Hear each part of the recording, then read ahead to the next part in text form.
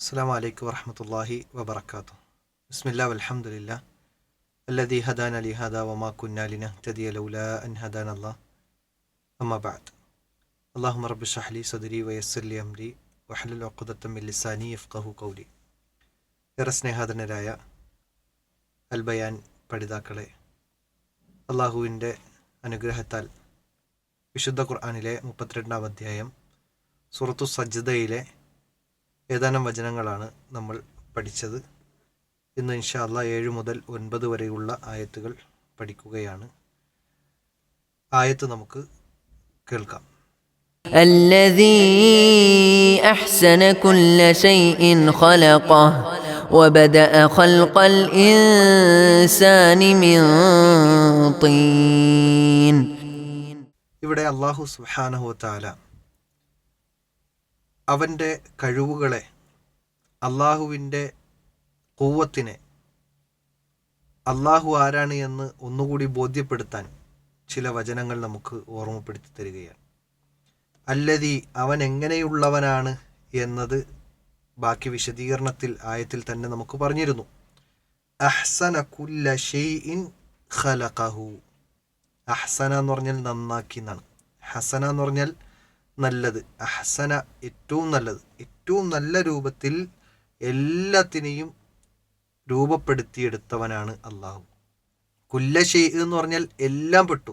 ആകാശവും ഭൂമിയും 6 ദിവസങ്ങൾ കൊണ്ട് അള്ളാഹു സൃഷ്ടിച്ചു എന്ന് പറയുമ്പോൾ, അതിനിടയിലുള്ളതും ആ ദിവസങ്ങളിൽ സൃഷ്ടിച്ചു എന്ന് പറയുമ്പോൾ, അതെല്ലാം മുൻമാതൃകയില്ലാതെ തന്നെ അള്ളാഹു സുബ്ഹാനഹു വ തആല ഏറ്റവും നല്ല രൂപത്തിൽ പൂർണ്ണമായ അവസ്ഥയിൽ അള്ളാഹു സൃഷ്ടിച്ചു തന്നിട്ടുണ്ട് എന്നതാണ്.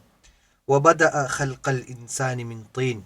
അള്ളാഹു പൊതുവായി എല്ലാത്തിനെയും ഉൾക്കൊണ്ടിച്ചുകൊണ്ടുള്ള ആ ഒരു ഭാഗം നമുക്ക് പഠിപ്പിച്ചു തന്നതോടൊപ്പം മനുഷ്യനെ അതിൽ നിന്ന് പ്രത്യേകമായി എടുത്തു പറയുന്നുണ്ട്. വബദഅ, മനുഷ്യൻ്റെ സൃഷ്ടിപ്പ് എങ്ങനെയാണ്, അതിൻ്റെ ആരംഭം എങ്ങനെയാണ് എന്നുകൂടി അള്ളാഹു സൂചിപ്പിച്ചു. വബദഅ ഖൽഖൽ ഇൻസാനി മിൻ തീൻ. മനുഷ്യനെ, ഇൻസാനിനെ മണ്ണിൽ നിന്നാണ് സൃഷ്ടിച്ചത് എന്നും അള്ളാഹു നമുക്ക് പഠിപ്പിച്ചു നൽകുന്നുണ്ട്. ഇവിടെ പണ്ഡിതന്മാർ വിശദീകരിച്ചു തന്നത് ഖലഖ അബൽ ബഷർ ആദമ മിൻ തീൻ. മനുഷ്യരുടെ പിതാവായ ആദം അലൈഹിസ്സലാമിനെ തീനിൽ നിന്ന്, മണ്ണിൽ നിന്ന്, കളിമണ്ണിൽ നിന്നാണ് സൃഷ്ടിച്ചത് എന്ന ആ ഒരു വിശദീകരണത്തിൽ പണ്ഡിതന്മാർ പറയുന്നത് ഇത് മനുഷ്യരെ പ്രത്യേകമായി എടുത്തു പറഞ്ഞത് ഒരു ആദരവിന് വേണ്ടിയിട്ടാണ് എന്നാണ്. മനുഷ്യനെ ആദരിക്കാൻ. എല്ലാ സൃഷ്ടികളെയും അള്ളാഹു തന്നെയാണ് സൃഷ്ടിച്ചത്. ആ എല്ലാ സൃഷ്ടികളെയും ഏറ്റവും നല്ല രൂപത്തിൽ തന്നെയാണ് സൃഷ്ടിച്ചിട്ടുമുള്ളത്. മുൻമാതൃകയില്ലാതെ തന്നെ അള്ളാഹു ഏറ്റവും പരിപൂർണ നല്ല അവസ്ഥയിൽ അള്ളാഹു സൃഷ്ടിച്ചു. എന്നാൽ മനുഷ്യനെ ഇവിടെ എടുത്തു പറയാൻ അതിന് ചില കാരണങ്ങളുണ്ട്. അതിൽ ഏറ്റവും പ്രധാനപ്പെട്ട കാര്യമാണ് ആ മനുഷ്യനെ അള്ളാഹു ആദരിച്ചു എന്നത്. വിശുദ്ധ ഖുർആനിൽ മറ്റൊരിടത്ത് അള്ളാഹു സൂചിപ്പിച്ചതാണ് വലഖദ് കറംനാ ബനി ആദം. ആദം സന്തതിയെ അള്ളാഹു സുബ്ഹാനഹു വ തആല ആദരിച്ചിരിക്കുന്നു എന്ന് വിശുദ്ധ ഖുർആനിൽ തന്നെ കാണാൻ സാധിക്കും. അതിൻ്റെ പേരിലാണ് ഇവിടെ മൊത്തം സൃഷ്ടിപ്പിനെ കുറിച്ച് പറഞ്ഞതിന് ശേഷം അതോടൊപ്പം ചേർത്തു പറഞ്ഞത് മനുഷ്യനെ പ്രത്യേകമാക്കി എടുത്തു പറയാൻ കാരണം എന്ന് പറയുന്നുണ്ട്. അപ്പോൾ മണ്ണിൽ നിന്ന് സൃഷ്ടിച്ചു എന്ന് പറയുമ്പോൾ നിങ്ങളൊന്ന് ആലോചിച്ചു നോക്കൂ. ആ മണ്ണിൽ വെള്ളം ചേർത്ത് കഴിഞ്ഞാൽ അത് കളിമണ്ണായി അല്ലെങ്കിൽ ചെളിമണ്ണായി മാറും. എന്നാൽ അതേ സാധനം തന്നെ ഒന്ന് ചൂടാക്കി ഉറപ്പിച്ചു കഴിഞ്ഞാൽ അതൊരു ചുടുകല്ലായി മാറുന്ന അവസ്ഥ. എന്നാൽ അതിൽ നിന്നെല്ലാം വ്യത്യസ്തമായി ഈ പച്ചയായ ഇറച്ചിയുള്ള ഒരു മനുഷ്യനാക്കി അള്ളാഹു രൂപപ്പെടുത്തി എന്നത് അള്ളാഹുവിൻ്റെ ആ ഒരു കഴിവിനെയും അള്ളാഹുവിൻ്റെ സൃഷ്ടി വൈഭവങ്ങളെക്കുറിച്ചുമാണ് നമുക്ക് കൃത്യമായി പഠിപ്പിച്ചു നൽകുന്നത്. ഇനി 8-ാമത്തെ ആയത്ത് നമുക്ക് കേൾക്കാം. ثم جعل نسله من سلالة من ماء مهين. 7-ാമത്തെ ആയത്തിൽ അള്ളാഹു സുബ്ഹാനഹു വ തആല മുഴുവൻ സൃഷ്ടികളുടെ അതിൻ്റെ സൃഷ്ടിപ്പിനെ കുറിച്ച് പറഞ്ഞു. അതിൽ നിന്ന് മനുഷ്യനെ പ്രത്യേകമായി എടുത്തു പറഞ്ഞു. അതിനുശേഷം 8-ാമത്തെ ആയത്തിൽ ആ ആദം എന്ന മനുഷ്യ പിതാവിൽ നിന്ന് പിന്നീടുള്ള തലമുറകൾ എങ്ങനെയാണ് രൂപപ്പെട്ടത്, ഉണ്ടായത് എന്നതുകൂടിയാണ് വിശദീകരിച്ച് നൽകുന്നത്. സുമ്മ ജഅല നസ്ലഹു, അതിൻ്റെ സന്താന പരമ്പരയെക്കുറിച്ചുള്ള വിശദീകരണമാണ് ബാക്കി പറയുന്നത്. നസ്ലഹു എന്ന് പറഞ്ഞാൽ ആ ആദമിൻ്റെ സന്താനത്തെക്കുറിച്ച്, സന്താന പരമ്പരയെക്കുറിച്ചാണ്, അതിൻ്റെ പിൻതലമുറക്കാരെ കുറിച്ചുള്ള വിശദീകരണമാണ് പറഞ്ഞത്. മിൻ സുലാലത്തിൻ, അതിൻ്റെ സത്ത എന്നത് മിൻ മാ ഇം മഹീൻ, ഏറ്റവും നിസാരമായ വെള്ളത്തിൽ നിന്നാണെന്നാണ്. നമുക്കറിയാം, പുരുഷൻ്റെ ബീജവും സ്ത്രീയുടെ അണ്ടവും ചേരുമ്പോഴാണ് അവിടെ നിന്ന് ഒരു കുഞ്ഞു പിറക്കുന്നത്. അവിടെയാണ് വിശുദ്ധ ഖുർആനിൻ്റെ വിശദീകരണം. ഈ ഒരു വിശദീകരണം നമുക്ക് വരുന്നത് ഏത് കാലഘട്ടത്തിലാണ് എന്നുകൂടി നമ്മൾ ആലോചിക്കേണ്ടതുണ്ട്.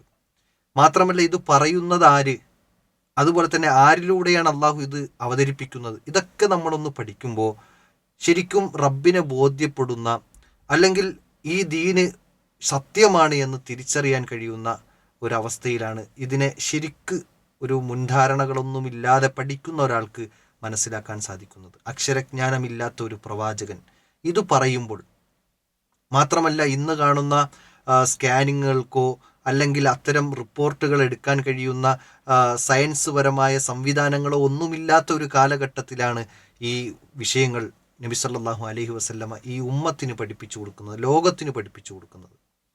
അപ്പോൾ ഇതിൻ്റെ വസ്തുതകൾ, ഇതിൻ്റെ യാഥാർത്ഥ്യങ്ങൾ, ഇതൊരു അക്ഷരജ്ഞാനമില്ലാത്ത പ്രവാചകൻ പറയുമ്പോൾ ഒരിക്കലും അദ്ദേഹം ഉണ്ടാക്കിയതല്ല എന്നും, ഈ ഖുർആൻ സത്യമാണ് എന്നും, പ്രവാചകൻ അള്ളാഹുവിൻ്റെ ദൂതനാണ് എന്നും, ഇങ്ങനെ തുടങ്ങി റബ്ബ് സുബ്ഹാനഹു വ തആലയെ കുറിച്ചുള്ള കൃത്യമായ ഒരു ധാരണയും ഇതിലൂടെ നമുക്ക് ലഭിക്കും എന്നത് തന്നെയാണ് അള്ളാഹു സുബ്ഹാനഹു വ തആല ഈ ആയത്തിലൂടെ നമുക്ക് കൃത്യമായി പഠിപ്പിച്ചു നൽകുന്നത്. അള്ളാഹുവിനെ കുറിച്ച് പറഞ്ഞു, അള്ളാഹു സുബ്ഹാനഹു വ തആലയുടെ സൃഷ്ടി വൈഭവങ്ങളെക്കുറിച്ച് പറഞ്ഞു. അതിൽ തന്നെയും പിന്നീടുള്ള തലമുറകളെക്കുറിച്ചാണ് വീണ്ടും വിശദീകരിച്ച് തന്നിട്ടുള്ളത്. അങ്ങനെ അള്ളാഹു സുബ്ഹാനഹു വ തആല ആദമിനെ മണ്ണിൽ നിന്ന് സൃഷ്ടിച്ചു എന്നും, ആ ആദമിൻ്റെ ബീജത്തിൽ നിന്നാണ് പിന്നെയുള്ള തലമുറകളെ സൃഷ്ടിച്ചത് എന്നും ഈ ആയത്തിലൂടെ നമുക്ക് വിശദീകരിച്ച് നൽകുന്നുണ്ട്. ഇനി 9-ാമത്തെ ആയത്ത് നമുക്ക് കേൾക്കാം. ثم سواه ونفخ فيه من روحه وجعل لكم السمع والأبصار والأفئدة قليلا ما تشكرون. 7-ാമത്തെ ആയത്തിൽ ലോകത്തിൻ്റെ സൃഷ്ടിപ്പും അതിൽ പ്രത്യേകിച്ച് മനുഷ്യനെ എടുത്തു പറയുകയും, എന്നിട്ട് 8-ാമത്തെ ആയത്തിൽ ആ മനുഷ്യൻ്റെ സന്താന പരമ്പരയെക്കുറിച്ച് വിശദീകരിക്കുകയും ചെയ്തു.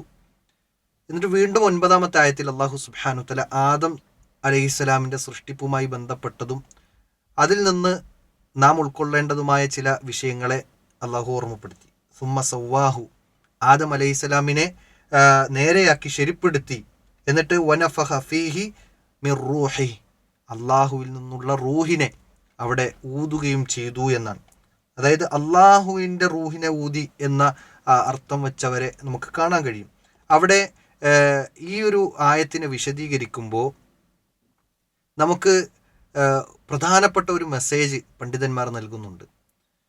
മനുഷ്യനെ മണ്ണിൽ നിന്നാണ് സൃഷ്ടിച്ചത്. അതുപോലെ തന്നെ പിന്നീടുള്ള സന്താന പരമ്പരകൾ ബീജത്തിൽ നിന്നാണ് സൃഷ്ടിക്കുന്നത്. മണ്ണ് എന്നത് നമ്മൾ അത്ര തന്നെ വില കൊടുക്കാത്ത ഒരു സംഗതിയാണ്. അതുപോലെ തന്നെ ബീജം എന്നത് അറപ്പും വെറുപ്പും തോന്നുന്ന, ദേഹത്തായാൽ കഴുകിക്കളയുന്ന അങ്ങനെ ഒരു വസ്തുവാണ്.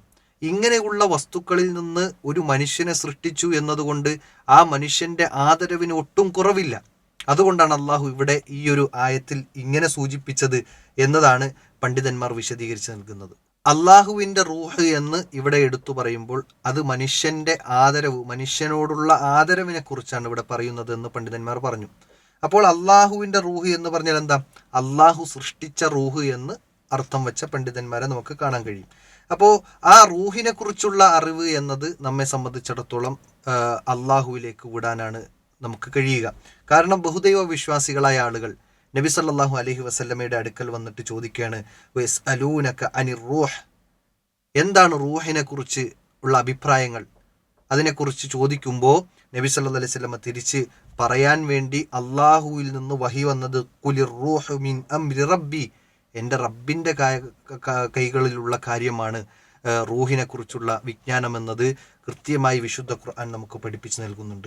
അതോടൊപ്പം റൂഹ് അള്ളാഹുവിൻ്റെ സൃഷ്ടിയാണ് എന്നത് നമ്മൾ തിരിച്ചറിയേണ്ടതുണ്ട്.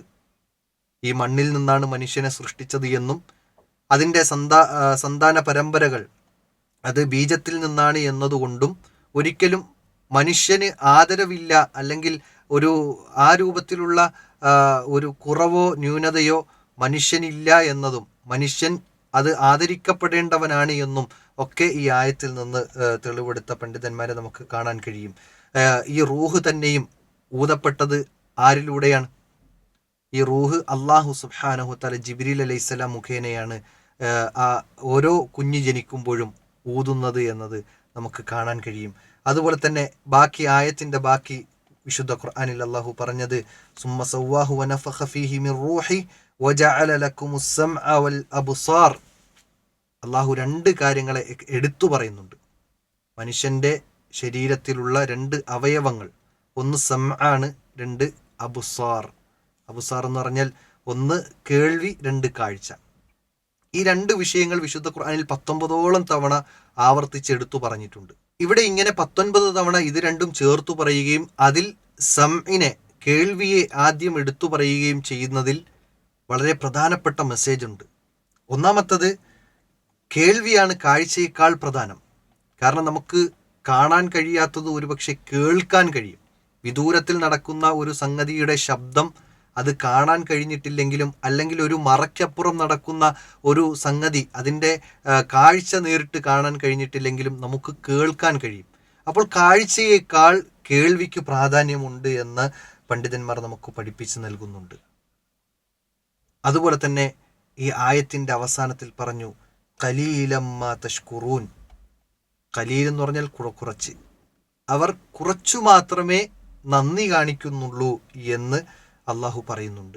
ഇവിടെ മാ എന്നത് അധികരിച്ചു വന്നതാണ്, അത് ഉറപ്പിക്കാൻ വേണ്ടി വന്നതാണ്. ഇങ്ങനെ കേൾവിയും കാഴ്ചയും തന്നു, മനുഷ്യനെ ഏറ്റവും നല്ല രൂപത്തിൽ ക്രമീകരിച്ചു, അതിന് വേണ്ട സൗകര്യങ്ങളെല്ലാം ദുനിയാവിൽ ചെയ്തു കൊടുത്തു. ഇങ്ങനെ എല്ലാ വിധത്തിലും അള്ളാഹു സുബ്ഹാനഹു തആലയുടെ ഭാഗത്തു നിന്ന് അനുഗ്രഹങ്ങൾ വർഷിക്കുമ്പോഴും ആ അനുഗ്രഹങ്ങൾ ആസ്വദിക്കുന്ന മനുഷ്യൻ വളരെ കുറച്ചു മാത്രമേ നന്ദി കാണിക്കുന്നുള്ളൂ. അള്ളാഹുവിൽ പങ്കു ചേർക്കുന്നവർ, അള്ളാഹു അല്ലാത്ത ആളുകളെ വിളിച്ചു പ്രാർത്ഥിക്കുന്നവർ, അള്ളാഹുവിനെ നിഷേധിക്കുന്നവർ, പ്രവാചകനെ നിഷേധിക്കുന്നവർ, ഖുർആനിനെ തള്ളിക്കളയുന്നവർ, ഇങ്ങനെ തുടങ്ങിയ ആളുകൾ വ്യത്യസ്തമായ രൂപത്തിൽ ഈ ദീനിനെ വിട്ടകന്നു പോയിക്കൊണ്ടിരിക്കുന്നു. അവരെല്ലാം അള്ളാഹുവിൻ്റെ ഭൂമിയിൽ അള്ളാഹുവിൻ്റെ വായു, അള്ളാഹുവിൻ്റെ വെള്ളം കുടിച്ചും ജീവിക്കുന്ന ആളുകളാണ്. അള്ളാഹു നൽകിയ അനുഗ്രഹങ്ങൾ ആസ്വദിക്കുന്നവരാണ്.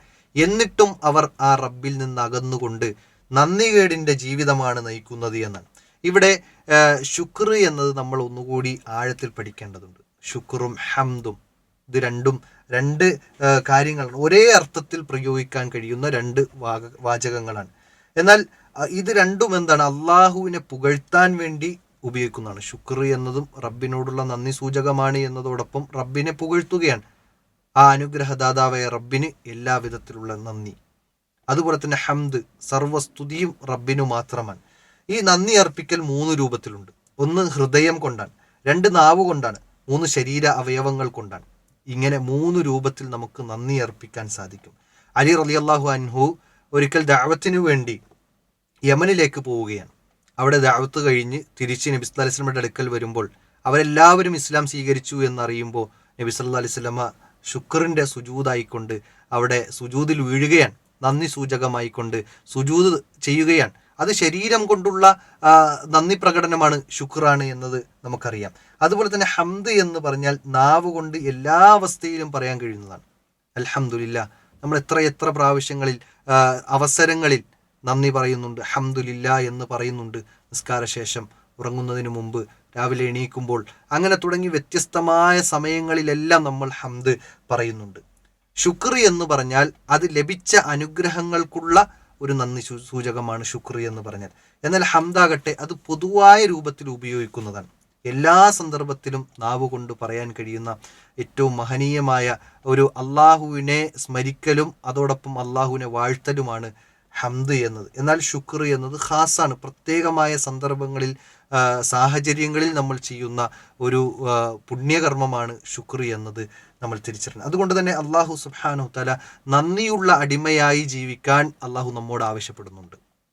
കിട്ടിയ അനുഗ്രഹങ്ങൾക്ക്, ആസ്വദിച്ചു കൊണ്ടിരിക്കുന്ന ഈ ദുനിയാവിലെ അനുഗ്രഹങ്ങൾക്ക് നന്ദിയുള്ളവരായി മാറണം എന്നതാണ് ഈ ആയത്തിൽ നിന്ന് നമ്മൾ പ്രത്യേകമായി മനസ്സിലാക്കേണ്ടത്. അള്ളാഹു സുബ്ഹാനഹു തആല കൂടുതൽ പഠിക്കാനും മനസ്സിലാക്കാനും ജീവിതത്തിൽ ഏറ്റവും നല്ല രൂപത്തിൽ റബ്ബിനെ അനുസരിച്ചു കൊണ്ട് ജീവിക്കാനും അവന് നന്ദിയുള്ള അടിമയായി മാറാനും തൗഫീക്ക് നൽകി അനുഗ്രഹിക്കുമാറാകട്ടെ. ആഖിറു ദഅ്വാനാ അനിൽ ഹംദുലില്ലാഹി റബ്ബിൽ ആലമീൻ. അസ്സലാമു അലൈക്കും വറഹ്മത്തുള്ളാഹി വബറകാതുഹു.